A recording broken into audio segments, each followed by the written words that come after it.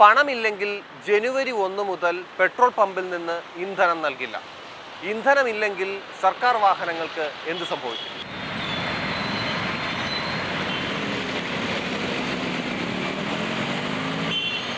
കൂടുതൽ പ്രതിസന്ധി പോലീസ് വാഹനങ്ങൾക്കാണെങ്കിലും മറ്റ് വകുപ്പുകളുടെ വാഹനങ്ങളും സമാന സാഹചര്യത്തിലേക്കാണ് പോകുന്നത്. എന്നും വേണ്ടെങ്കിലും ഇന്ധനം കിട്ടിയില്ലെങ്കിൽ ഫയർഫോഴ്സിന്റെ കാര്യം പറയണോ?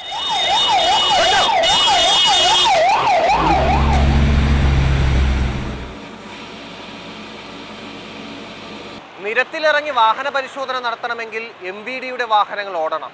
ഇലക്ട്രിക് വാഹനങ്ങൾ വെച്ച് അഡ്ജസ്റ്റ് ചെയ്യാമെങ്കിലും മറ്റു വാഹനങ്ങൾ ഓടണമെങ്കിൽ ഇന്ധനം വേണം.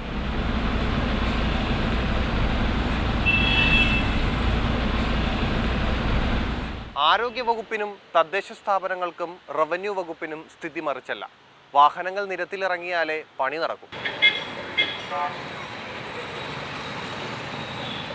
വണ്ടികളൊക്കെ ഇപ്പോൾ ഓൺ ദ റോഡാണ്. ഇന്ധനം മുടങ്ങിയാൽ ഓഫ് ദ റോഡാകും. ചുരുക്കി പറഞ്ഞാൽ ജനുവരി 1 മുതൽ വിവിധ സർക്കാർ വകുപ്പുകളുടെ വാഹനങ്ങൾ ഓടണമെങ്കിൽ അടിയന്തര നടപടികൾ കൈക്കൊള്ളേണ്ടി വരും. TS Harikrishna, Mathrubhumi news, Thiruvananthapuram.